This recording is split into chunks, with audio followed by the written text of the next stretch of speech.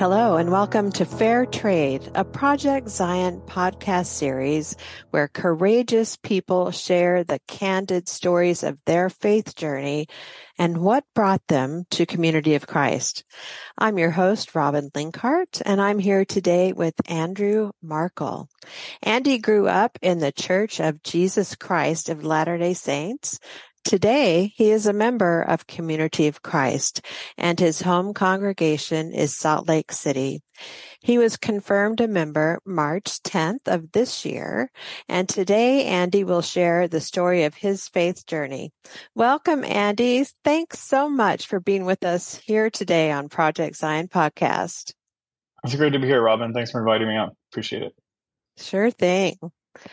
Well, let's take a minute to get to know you. So just please introduce yourself to our listeners as you would maybe somebody you just met for the first time.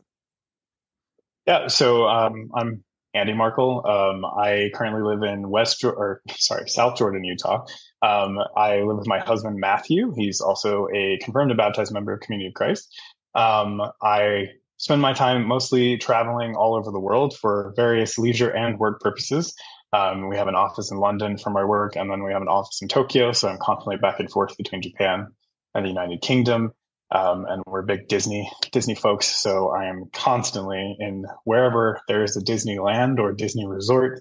That's where I am. I'll actually be there on Thursday in France. So it should be fun.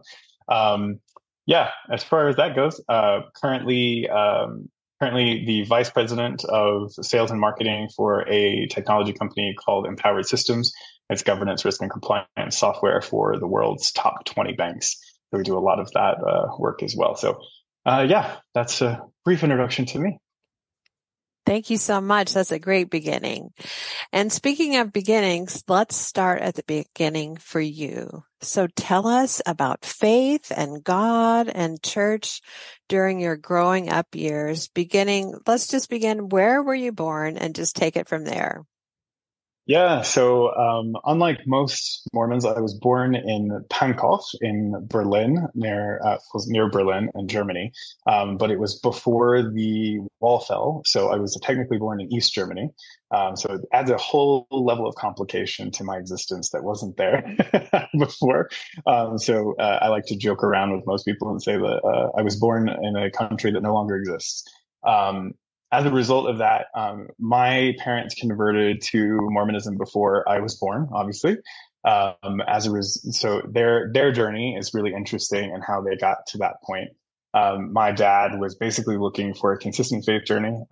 His mother was basically a Celtic Druid, and his father was a Calvinist Presbyterian. So that combination is wildly different for most people. And then my mother's parents really just didn't have a faith just because of the nature of the government systems in Germany at the time. So it was a bit bizarre to see how they got to their end result, I suppose. So yeah, I basically formative wise, 18 months. I mean, everybody knows the drill. You start in primary, you go through primary. I was basically born into Mormonism, so I wasn't really outside of it for any given time. My entire family is mixed faith. So there are people in my family that are Catholics. There are people that are Presbyterians. There are people that are Methodists, Baptists, whatever you want to bring into play there. There's only one part of the family that's currently LDS, and I would say that they're on their way out for the most part. So there was some exposure points to things that probably most LDS folks did not really get a huge amount of exposure to. And especially when you're a tiny kid and you're navigating your way through things. It's interesting. Faith was interesting at the time, I would say, because I was pulled in a multitude of directions. So my grandparents thought that I belonged to a cult, and they were trying to save me in some aspects. So there was like this weird twist that was being pulled in this space. Um, and then I had aunts and uncles that were worried about me. So like on certain birthdays, I would receive books like Mormonism and the Occult and like random things like that that were super strange, but I couldn't I couldn't really think anything outside of it because it was just a bizarre part of my beginning history, right?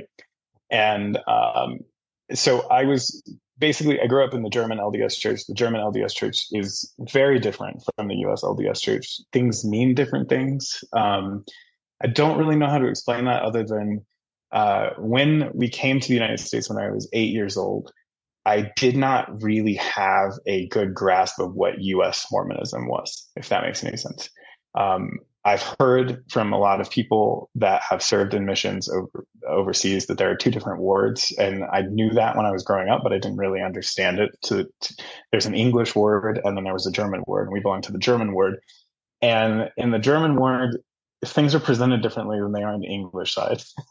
And I think it's because you have to be able to palate that appropriately based on the culture and how that shifts. But it was very, very different. So when we came to the US, my brain did not know how to actually process a lot of stuff. So I tell people that I think my faith started to unravel around 8, 9 years old. And then it's because a lot of this didn't make sense anymore. Um, and I also wasn't really good at English. So I think a lot of it was disconnected for me. Going to predominantly English speaking words in Pennsylvania and Indiana, it was really hard for me to kind of understand what was actually going on at that time. So around 13, we moved back to Germany. So that was another shift. And then it kind of like restored a little bit, but also kind of messed me up even more because I started going to school with non-LDS kids. And I was in an international school and they all spoke English. They were all from different religious backgrounds. And they started asking me questions. What is this? What is that? What is this? What is that? And I couldn't really answer them. So I started to get confused. And so a lot of that stuff started to break down even at that age, right? Like it was just really hard to explain. Um, so I keep laughing because I keep remembering things from my past, like kids sitting me down and asking me questions like, "Oh, do you guys worship Joseph Smith?" And like random things like that. And it's obviously no, but it was very much part of that, conversation. And you had to really just push through a lot of it and understand it. So yeah. And then after 15, yeah, at 15, we moved back to the United States. And then when I was 16, we moved back to Germany for a year and then moved back to the United States at 17. So it was like whiplashed between words repeatedly. And then when we got back, I started to feel really bizarre. So I came out when I was 16 to my parents, had a bishop's interview really to go through what that meant. And this may be a trigger warning for most people, so I'll stop there before I say anything. But I was forced into conversion therapy at the time, and that portion of my life really was difficult. And at 16 years old, when you are put into conversion therapy and you're really forced to come to grip with your sexuality, you really don't understand how LDS theology matches your life. So prime example is sitting in elders quorum at 18, hearing all of these things about eternal life with your wife, and all of these things make absolutely no sense to someone who is gay, right? Like it's just not part of we're never going to achieve those results. We're never going to achieve what the church is telling us. And so it started to break down more rapidly at that time. So yeah, that's kind of the breadth. And through high school, we moved again. So halfway through my senior year of high school, I was moved to another place. And I went to a private school for, I think it was from 16, yeah, around 16 to halfway through my senior year of high school. So about 17 and a half. And when that happened, I went to an independent Baptist private school. And then I was really faced with questions, like extreme questions about everything to do with Mormonism. Like it was an entire Bible classes at that school were spent just grilling me on Mormonism and how I could keep a faith in something that did not have any root. Like it was the first time I had heard of what's it called? I just lost it. Sorry. View of the Hebrews, right? And Book of Mormon and how that worked and how the similarities were between the two. And then I also, and this is kind of funny, I don't know if this needs to be edited out, but I'm going to say it anyway. I would cheat on the Bible verse exams with the King James Version from the LDS church, and it was different from what the King James Version was they used at the school.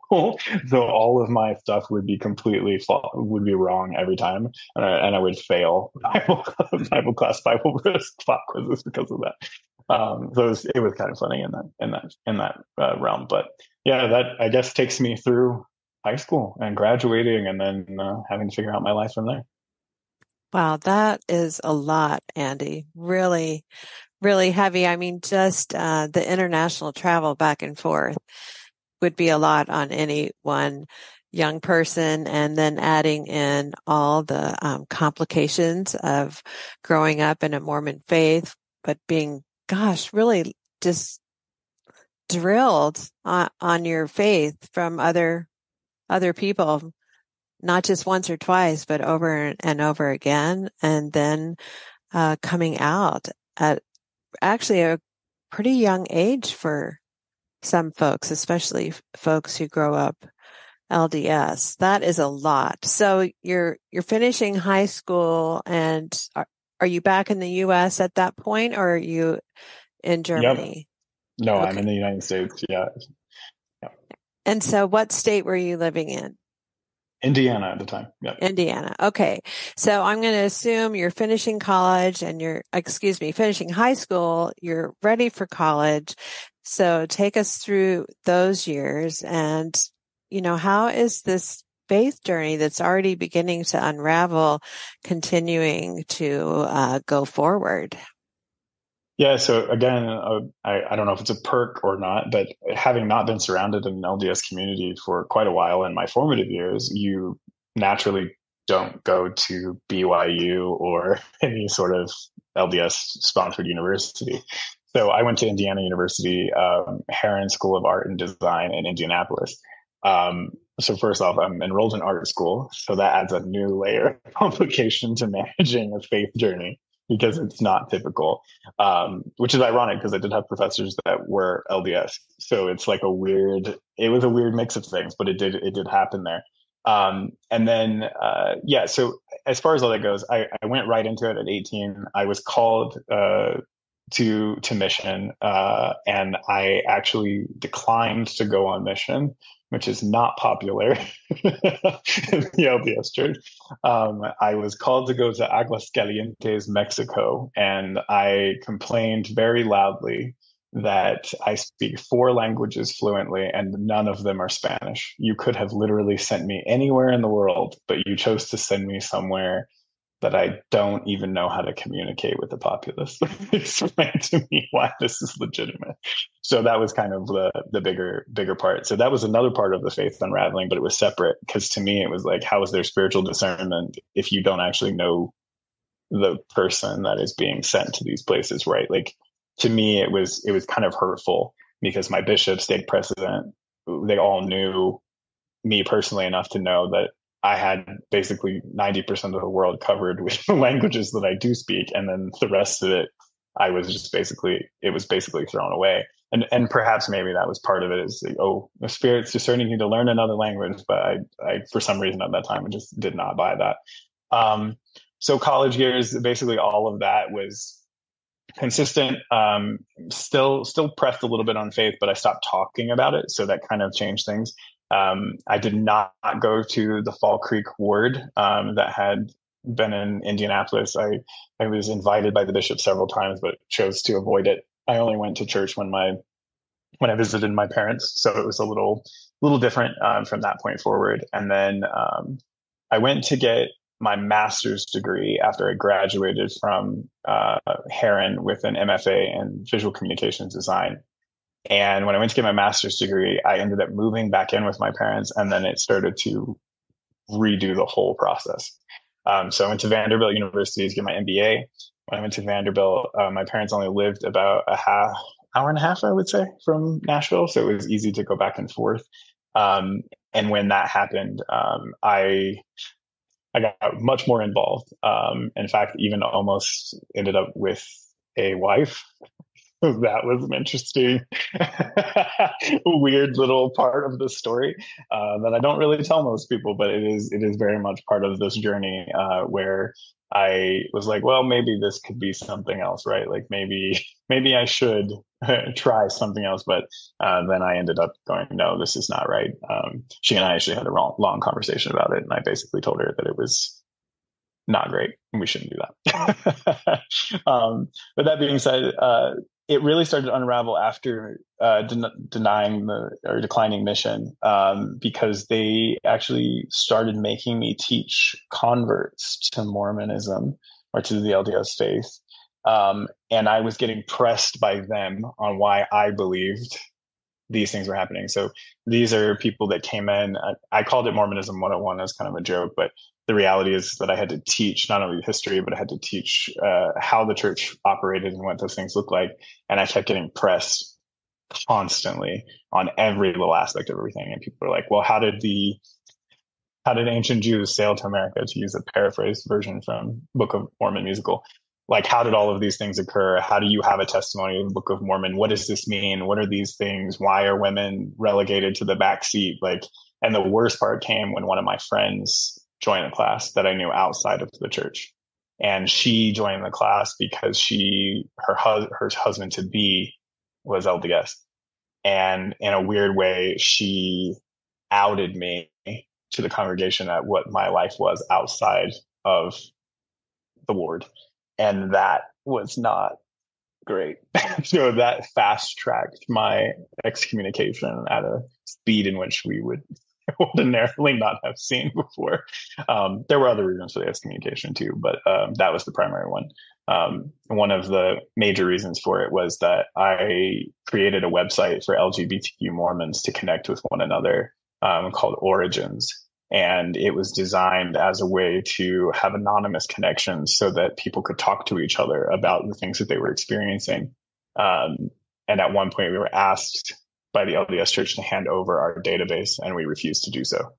And that was when I was actually disfellowed. That was the process in which I was not cooperating with the church any longer.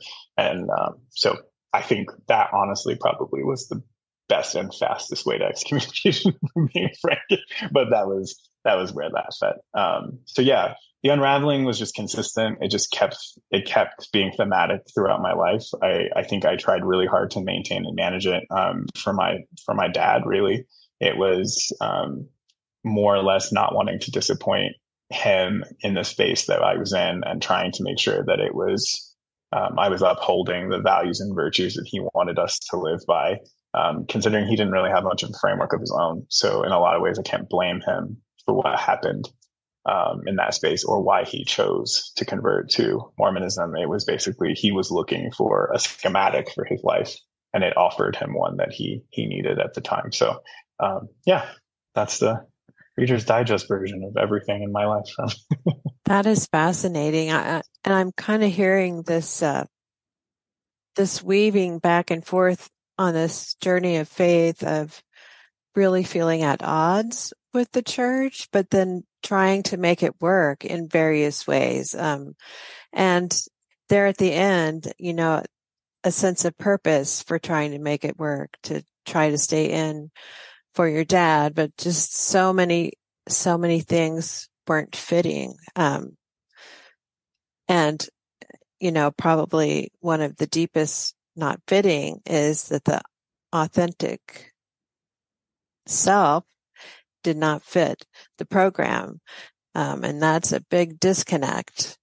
What year did you found Origins? When was that website up and running?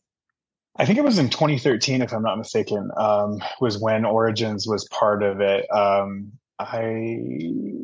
I was disfellowed at the time. I need to find this again. I believe it was 2013, because 2015 was my excommunication.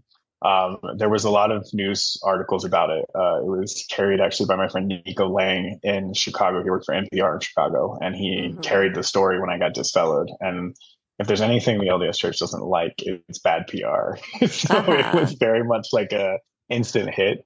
I was called in almost immediately when that hit the wire. I don't even know. I think they got it before it even hit, if I'm being Yeah. frank, because I was called in super fast. Mm-hmm. So that, yeah.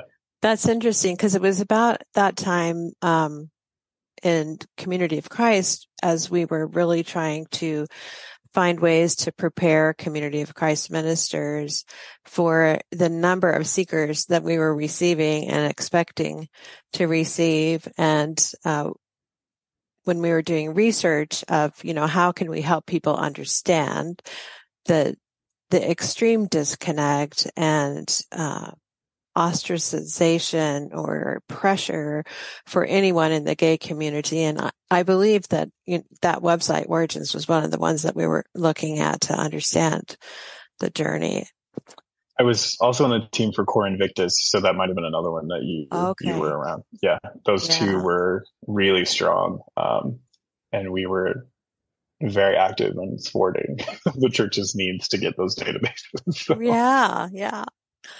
Okay. So we're about 10 years ago or so. How did you eventually find Community of Christ and what did that look like for you? yeah, so that was really an interesting journey. So for about 5 years, I didn't have anything to do with the LDS Church or anything associated with it. Um, I went to Methodist churches quite a bit. Was really involved in the Indiana conference of the United Methodist Church. I enjoyed my time in the United Methodist Church, but there was still just this really bizarre and heavy disconnect.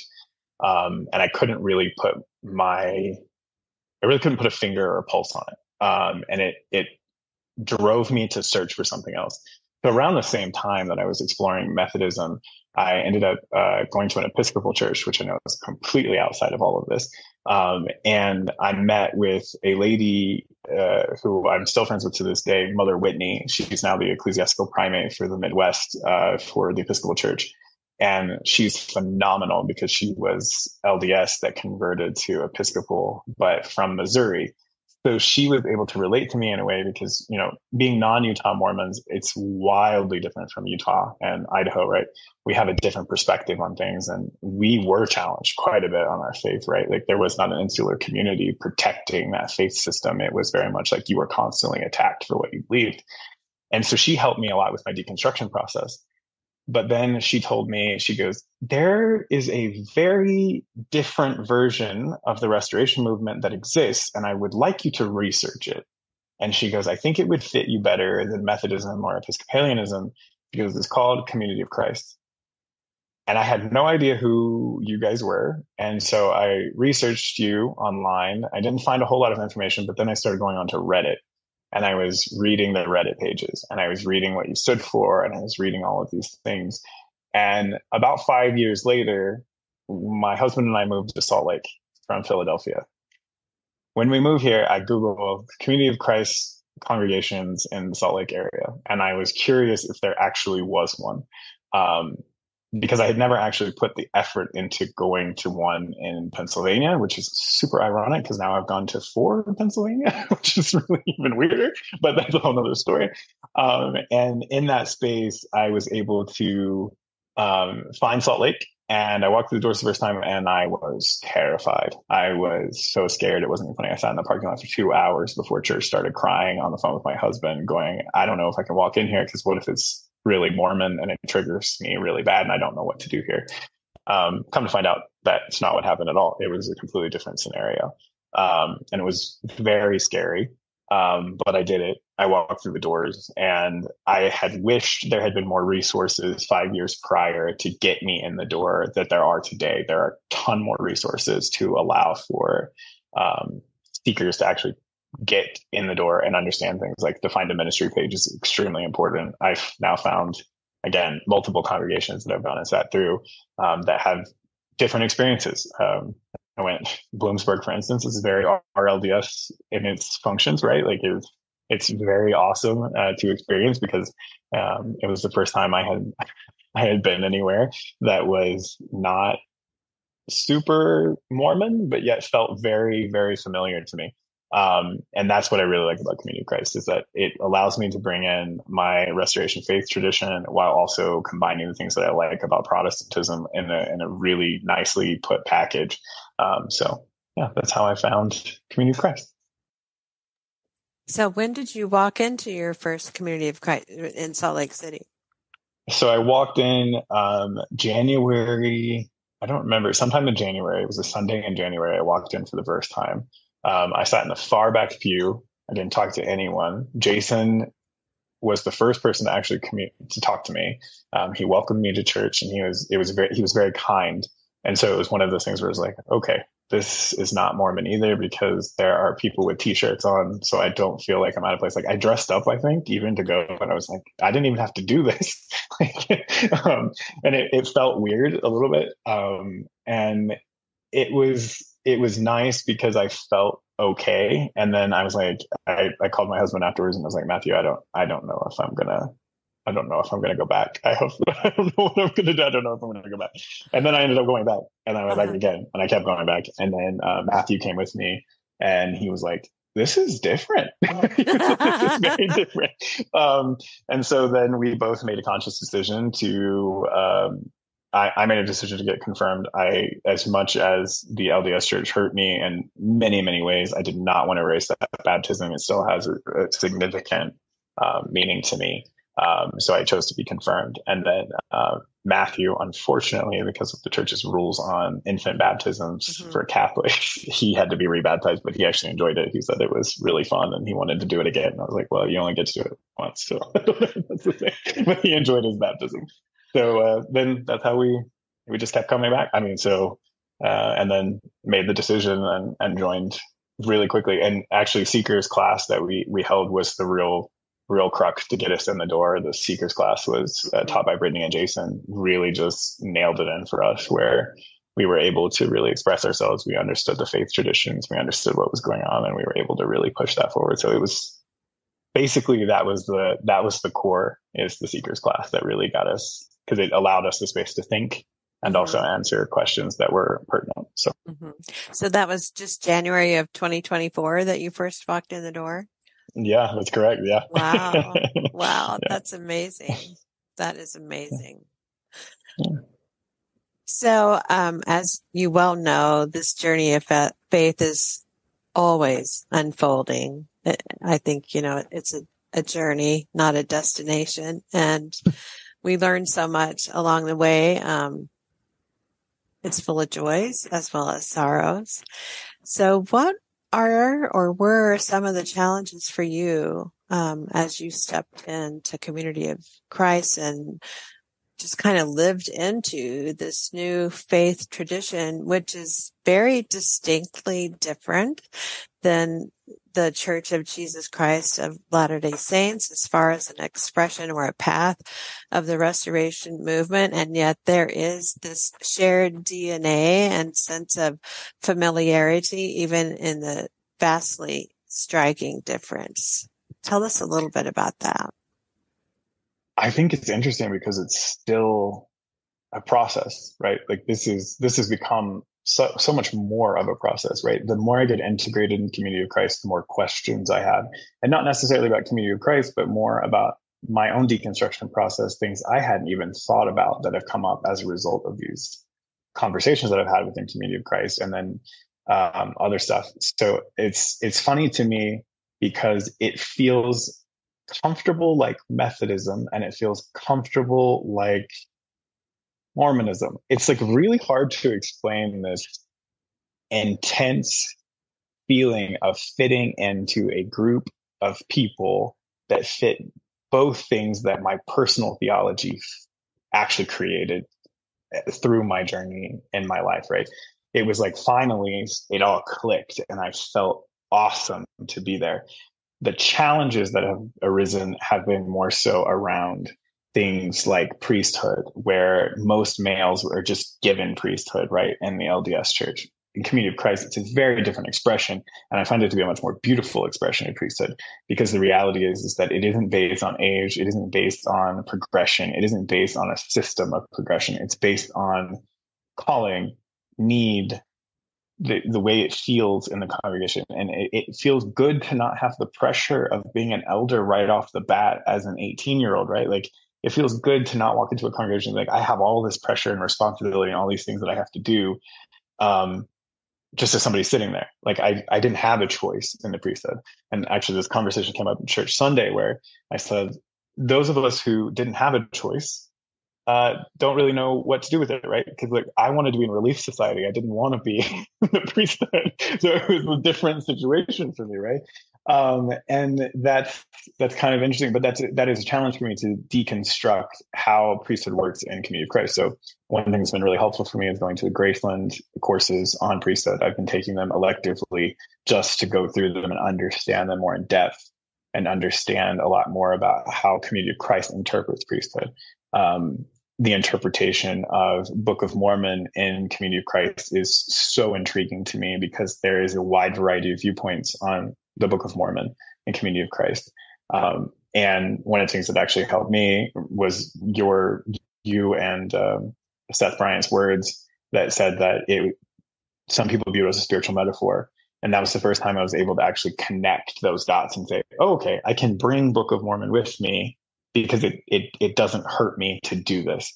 And then the crazier part about this is that I've actually understood the Book of Mormon for the first time in my life by reading the Revised Authorized Version, but in German. So for the first time, the German version actually makes sense to me. And I bought it from Harold House because I was curious. And if anyone knows this, the LDS version of the German text is written as if it was written in the 1800s, and it makes absolutely no sense to most Germans. They're like, I don't even understand what this is.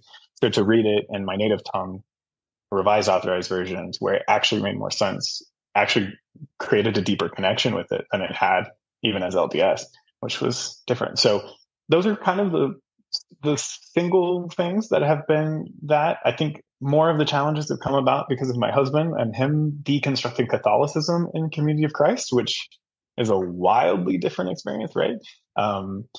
Questions about the Marian doctrine in Catholicism and how that applied to Community of Christ. And I'm like, I don't think it necessarily does, but those things have been part of our faith journey together, as the way that we kind of experience this difference in the Restoration movement. But I think, all in all, it's been really positive for both of us in this space as well. As you talk about living into Community of Christ and continuing that deconstruction for both you and Matthew, even though it comes from a different origin, what about spiritual formation and spiritual practices? Because I know for a Mormon coming into Community of Christ, that can just feel really Catholic. Actually, we light a candle and ring a bell. And yet for many people coming from the LDS faith, there's this deep sense of spirituality that was expressed in a very different way, but a longing and a desire, even a curiosity as to what that might look like. What has that journey been like for you and for Matthew? I think from a spiritual practices standpoint, it has very much aligned with what I experienced in the United Methodist Church when I was exploring that, and the Episcopal Church. So when you look at it, it wasn't foreign to me necessarily. I was almost walking into something that was comfortable on both sides of the aisle. What I love the most about Community of Christ is the willingness to try spiritual practices that are not just rooted within inside of Community of Christ.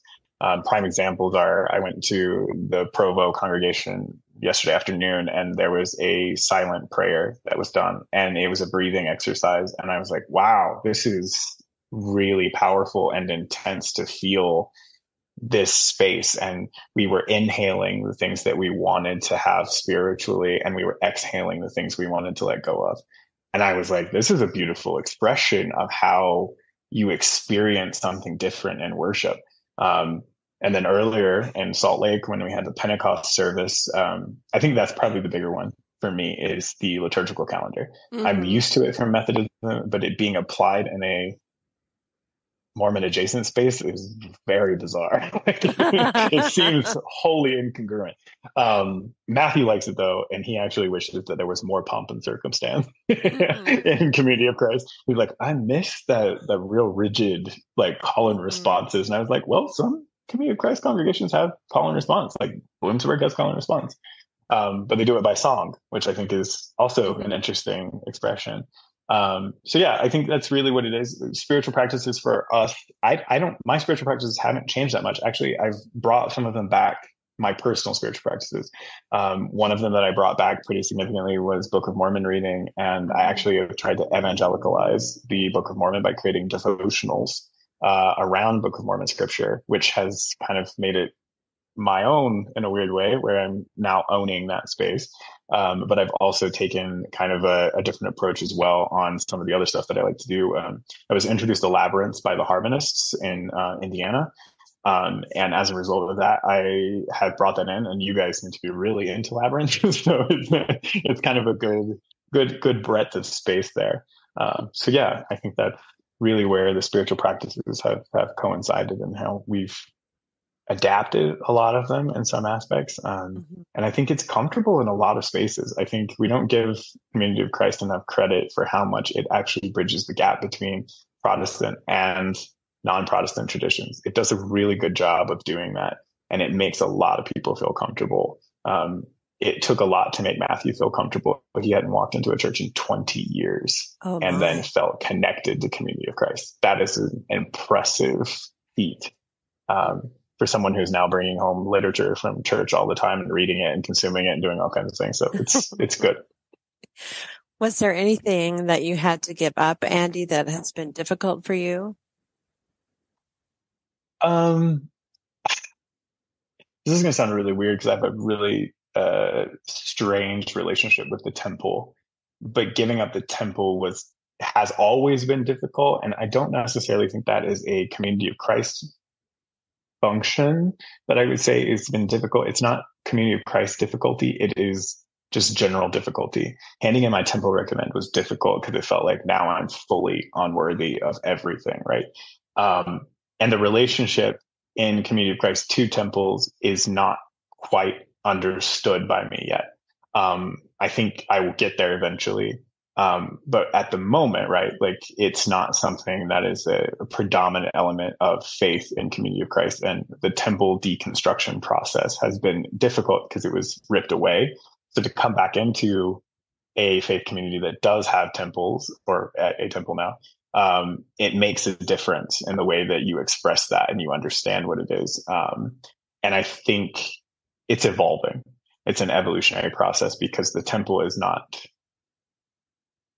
I've started to change the temple's meaning. The temple is now the body of people in the church versus the physical building. So it's flipping itself in my own spiritual sense, where I'm taking what I liked about the LDS temple ceremony and I'm placing it in a completely different light, where I'm saying now, in an effort to build Zion and the faith system that I want, the people are helping me create my own temple in a weird, strange way. It's almost like Community of Christ enables everybody to become their own version of the temple and their own spiritual set.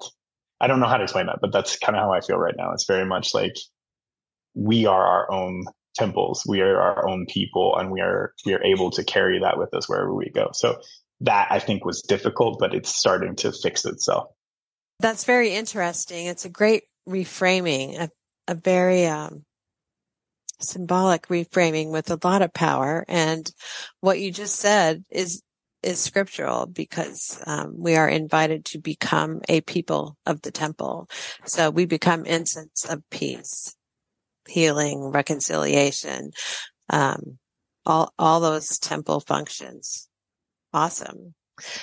So, Andy, as you walk with church members, friends of the church, and new seekers, and I know in Salt Lake we always have a plethora of new seekers, what do you see people looking for in their church or faith experience? I mean, what connects for them in meaningful ways? as they choose to journey with us or spend time with Community of Christ. I mean, like, in a sense, what are the big life questions for seekers that you encounter? Yeah, I would say that in general, Salt Lake is really different when it comes to seekers, right? It's mostly people looking for a soft place to land because they've deconstructed really fast, or there's something that happened that created a catalyst for someone to come in and visit us, right? Kirtland Temple sale was a really good example of a lot of people flooding in, trying to figure out what Community of Christ was. It kind of reminds me actually of what happened with the Book of Mormon musical and the LDS faith, where people started going in just to learn what it is, or when Mitt Romney ran for president, same thing.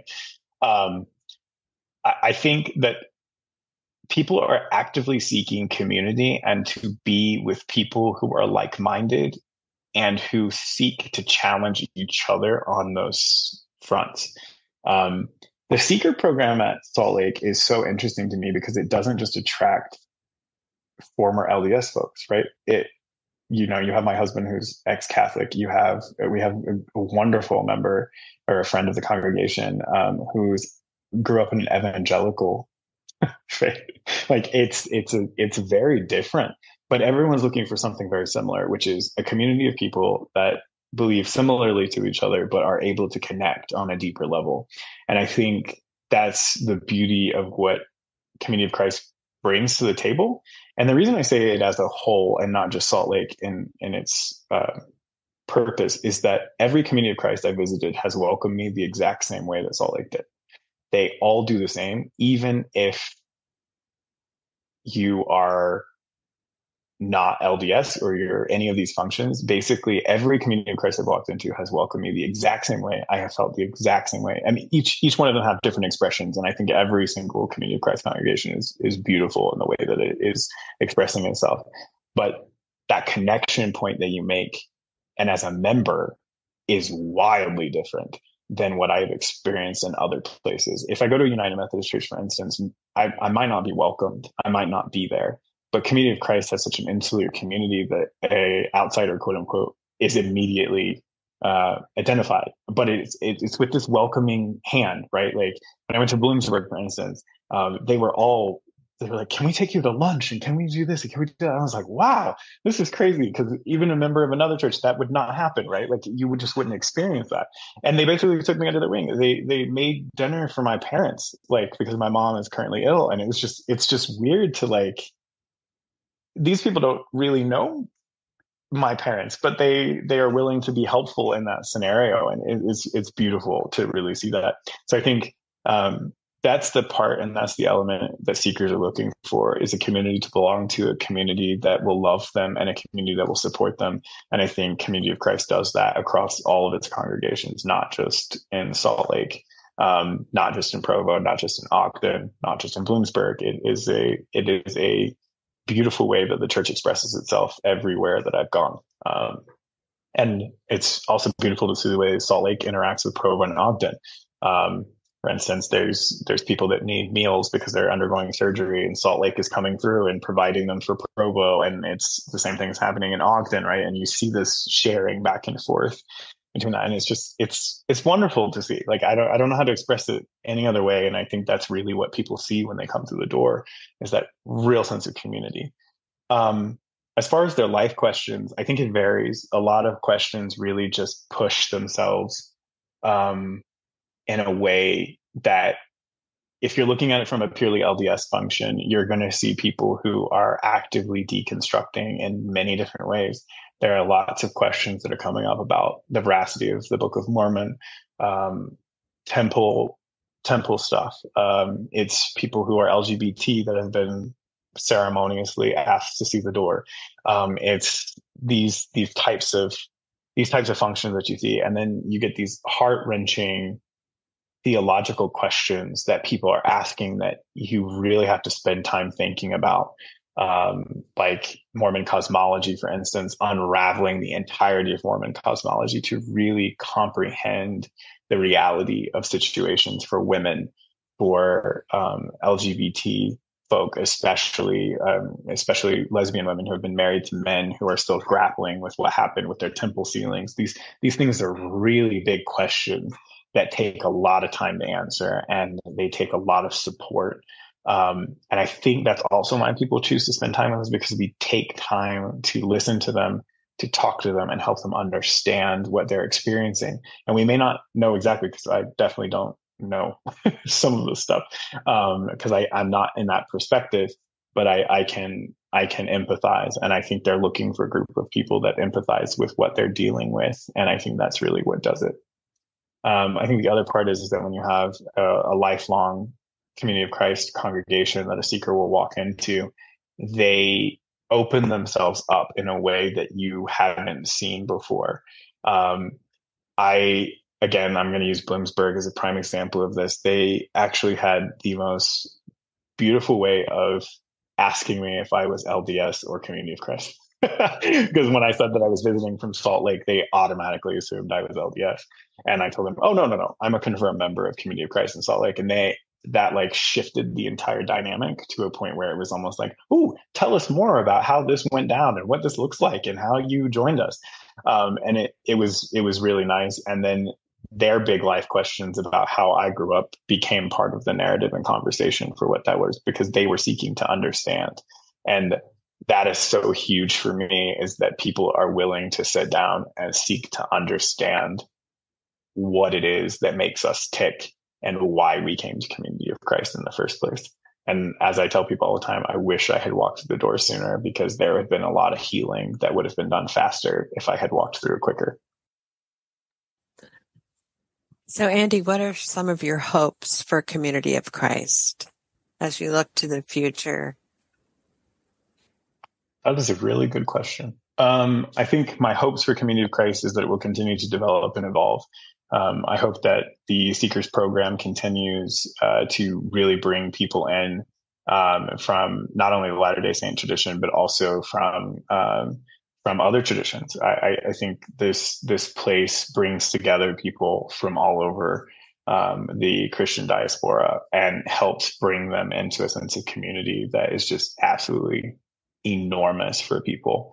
I'm watching it actively unfold, like I said, with my husband, with one of my dear friends, watching them evolve their spirituality, their understanding of spirituality, their religious experiences, their community of people has been so amazing. And I hope that continues.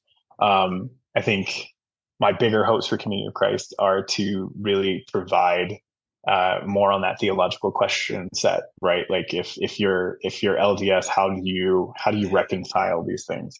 And a lot of it, I could argue you need a therapist for, but the other side of it is we need to have sincere conversations, because that shared DNA, as you discussed before, creates this familiarity that makes you want to ask these questions, and that familiarity then prompts more questions, and it continues that. And I think my hope for it is that those types of things continue to be addressed and understood, and that there's some clarity on certain things, which I recently received with Book of Mormon and things like that, which were beautiful, and it really helped me in my personal journey. And I think that just needs to continue, and I think that's in the works. So it's beautiful.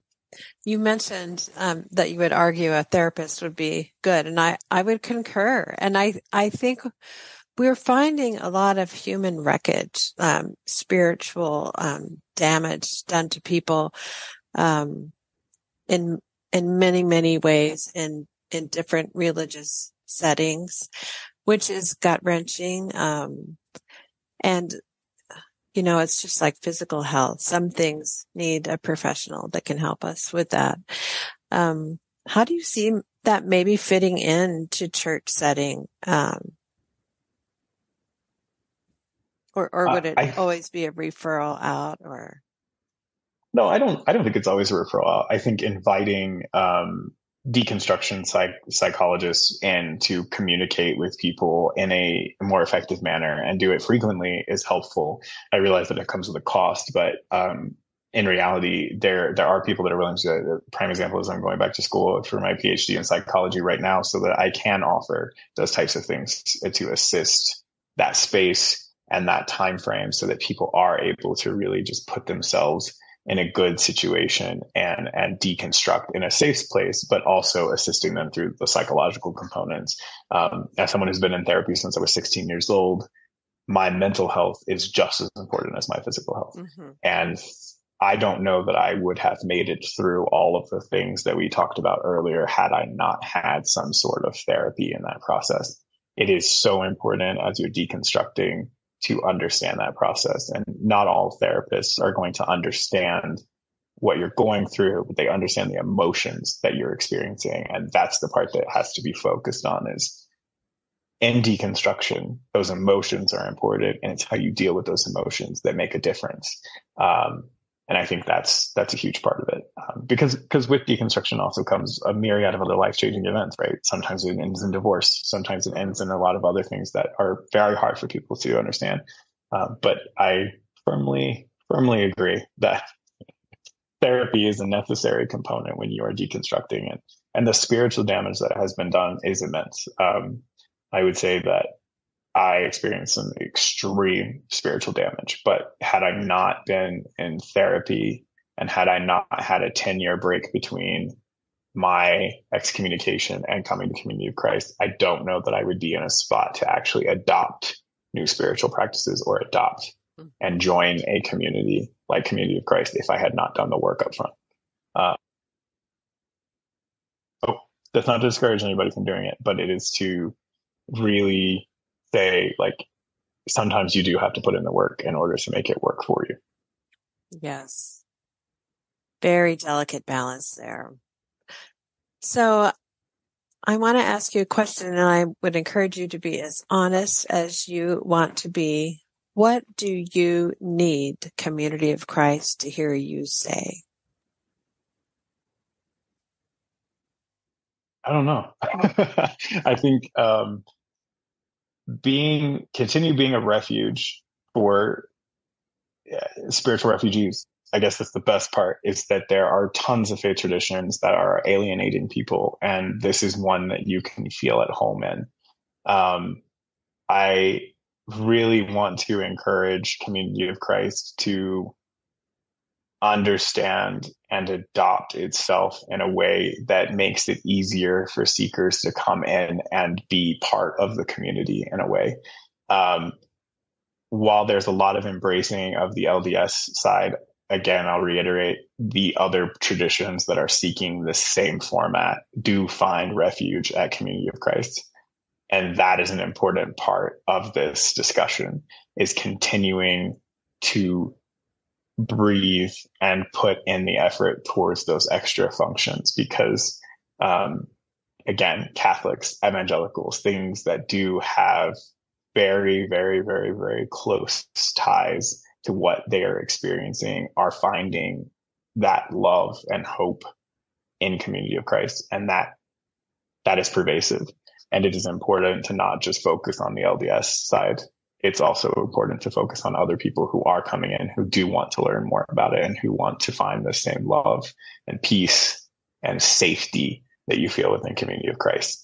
And I think that's what I need Community of Christ to hear me say. Thank you, Andy.